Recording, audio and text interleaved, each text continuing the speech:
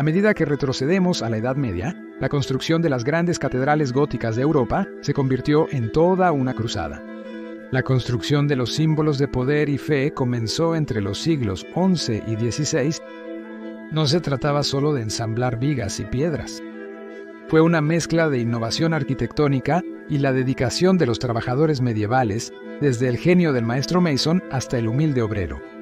La esencia misma de lo que significaba ser un cristiano medieval estaba capturada en las paredes de estas enormes iglesias, que a menudo tardaban más de 50 años en completarse. Ahora son admiradas por las multitudes de turistas que miran hacia arriba con asombro y se preguntan cómo podrían haberse construido sin las técnicas y maquinaria de ingeniería modernas. Viajemos atrás en el tiempo y toquemos las colosales puertas de algunos de estos magníficos edificios para descubrir a los hombres que participaron en su construcción. En la guerra medieval no se trataba solo de armas y armaduras poderosas. La táctica, estrategia y trabajo en equipo eran igualmente importantes. Incluso con los héroes más poderosos, sin la estrategia adecuada, sucumbirán ante un rival más astuto. Y lo mismo aplica para el patrocinador de hoy, Hero Wars. Como en las batallas medievales reales, cada héroe tiene un rol. Los tanques resisten daño, los luchadores a distancia atacan desde lejos, y los héroes de apoyo sanan y mejoran al equipo. Cada héroe tiene armas y artefactos únicos que dan forma a su estilo de lucha. Es como elegir el calibre o el alcance correcto puede determinar el resultado de la batalla. Pero aquí es donde entras tú, querido espectador.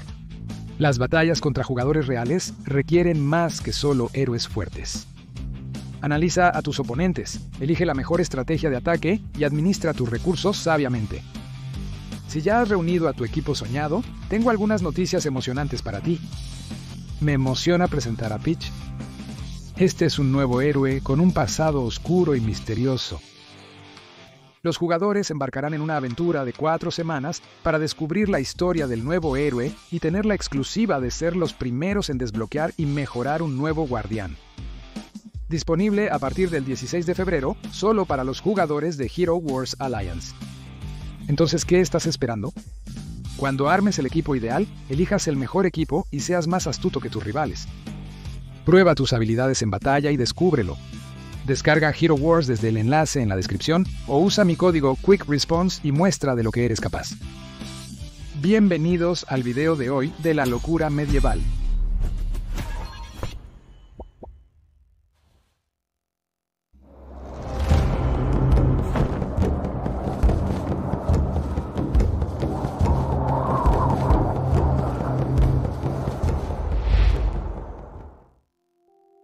Construyendo una escalera al paraíso. Desde el siglo XI hasta el siglo XII, hubo un crecimiento poblacional extraordinario en toda Europa, lo que llevó a una gran prosperidad, especialmente en las grandes ciudades y particularmente en aquellas en rutas comerciales. Aunque ya existían muchas iglesias románicas grandes, eran demasiado pequeñas para los cientos de feligreses que ahora necesitaban un lugar para adorar, y había incendios frecuentes en los edificios de madera. Los líderes de la ciudad querían símbolos tangibles de su riqueza y estatus, y así nació la idea de construir catedrales colosales para la gloria de Dios. La construcción de catedrales requería trabajadores altamente calificados y considerable financiamiento. No solo de los ciudadanos ricos, obispos y clérigos, sino también de los adoradores y peregrinos. Un elemento importante en la práctica de la Iglesia Católica medieval era la veneración de los santos, y las peregrinaciones acompañantes a los lugares donde se enterraban y honraban las reliquias de un santo en particular. Cuanto más popular era el santo, más donaciones y beneficios podía esperar recibir una iglesia de sus fieles admiradores, y por su contribución, el adorador podía esperar ayuda divina y una bendición o curación por estar cerca de los restos físicos de la persona santa. Mayor presupuesto aceleraba la construcción. En la época normanda, la impresionante catedral de Winchester se erigió en menos de 2 décadas. Pero a menudo se tenía que detener y comenzar la construcción cuando se acababa el dinero, como fue por el caso con la gótica Notre Dame en París. Allí, la construcción comenzó en 1163, pero no fue hasta 1270 que finalmente se terminaron el transepto sur y la ventana rosa. ¿Mejor juntos? Las gremios medievales eran una hermandad de comerciantes o artesanos que se unían para protección, apoyo mutuo y para promover sus intereses profesionales. Cada gremio también era responsable de establecer las regulaciones y estándares de calidad para su industria en particular. Los gremios medievales eran alianzas de artesanos de un mismo oficio. Podrían ser encuadernadores, trabajadores del cuero, panaderos, herreros o cualquier otra industria especializada que involucrara educar a los aprendices. La mayoría de estos gremios tenían estrictos requisitos de membresía. Muchas ciudades medievales poseían talleres familiares de artesanos calificados. La mayoría eran hombres, aunque mujeres y niñas participaban en oficios como el bordado, tejido y fabricación de tapices.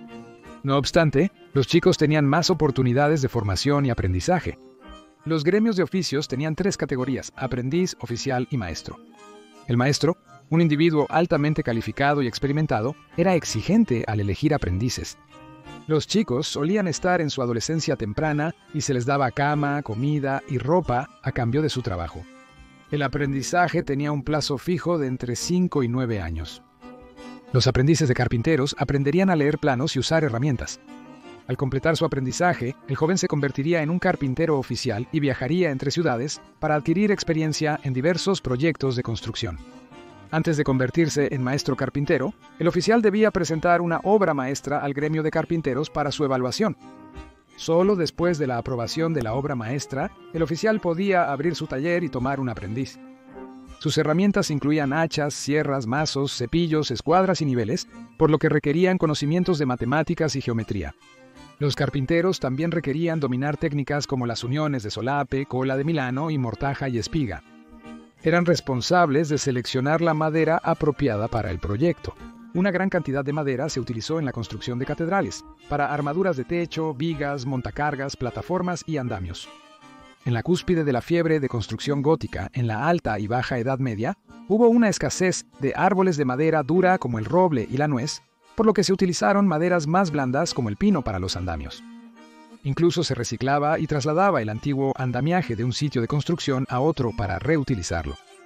Se utilizaban grúas y mecanismos de polea para elevar los materiales hasta el andamio en las partes más altas del edificio, y aún se pueden ver agujeros para troncos tallados en la estructura de muchos castillos y catedrales medievales. Además del trabajo estructural en el interior de las catedrales, el carpintero se convirtió en un artista experto trabajando en tallas religiosas y mitológicas, elaborados coros de madera tallada, paneles, púlpitos ornamentados, cubiertas de fuentes y enormes puertas. Todo este meticuloso trabajo debía llevarse a cabo según las especificaciones de los diseños y planes arquitectónicos que les daba el maestro albañil. Las superestrellas góticas. Los albañiles trabajaban con piedra. Producían bloques que podían ser utilizados en paredes o columnas talladas, arcos y ventanas. Al construir catedrales góticas, gran parte del trabajo era muy ornamental. El gremio de maestros masones era particularmente influyente, bien organizado y el más secreto de los gremios medievales. Sus habilidades frecuentemente se heredaban de padre a hijo. Muchos maestros masones de la arquitectura gótica temprana han sido olvidados, pero maestros posteriores como Tainfrid, Godwin Gretzky y Leofi Dodson, constructores de la abadía de Westminster en Londres para el rey Eduardo el Confesor, se hicieron bien conocidos. Al igual que Jean de Charles, quien trabajó en la Notre Dame de París, y Pierre de Montreuil, maestro en la Basílica de Saint-Denis. Ed de Montreuil, quien posiblemente era padre de Pierre, fue maestro masón para Luis XI de Francia. Aconsejó al rey en todos los asuntos arquitectónicos y construyó la capilla del Hotel Dior, el hospital público más antiguo de Francia, y trabajó en varias iglesias en París. Otra famosa combinación de padre e hijo constructores fue la familia Parler. El arquitecto y escultor alemán Heinrich Parler el Viejo fue el fundador de la familia Parler de maestros constructores. Peter, nacido en 1325, trabajó en la Catedral de Praga tras la muerte del primer maestro constructor, el francés Matías de Arras. Tras la muerte de Peter en 1399, sus hijos Wenzel y Johannes prosiguieron con su labor. El estilo de salón se popularizó en Europa, y las ideas de Peter se usaron incluso en la construcción de la Catedral Civil en España. Duro por el dinero. La construcción de una catedral requería una red de oficios y gremios, pero de los 50 a 100 hombres en el lugar, la mayoría eran canteros. Los canteros pasaban años de exigente formación en el trabajo y viajaban extensamente de obra en obra para ganar experiencia. Era el maestro cantero o constructor quien era responsable del diseño y todos los aspectos de la construcción. Un albañil o carpintero promedio podría ganar cerca de 12 al año. Los obreros eran los miembros peor pagados y más esforzados del equipo. Por otro lado, el maestro cantero se enriquecía, frecuentemente viajando entre diferentes proyectos. Gautier de Barenfroy fue el maestro constructor de la Catedral de Évreux y se le dio un contrato en 1253 que le pagaba 50 libras al año. Para esto, tuvo que comprometerse a nunca estar fuera del sitio por más de 2 meses seguidos. Después de haber dormido en tiendas, establos y graneros, quizás en las afueras de la ciudad, los trabajadores serían guiados en una procesión por los monjes mientras cantaban oraciones matutinas. Después de llegar al sitio, recibirían sus órdenes diarias y comerían un desayuno sencillo, de fruta, pan y queso. Cada sitio contaba con una logia de albañiles, una cabaña para realizar su trabajo interior, almorzar y guardar sus herramientas. La cabaña requería un espacio amplio para un banquero y un área dedicada a tallados detallados.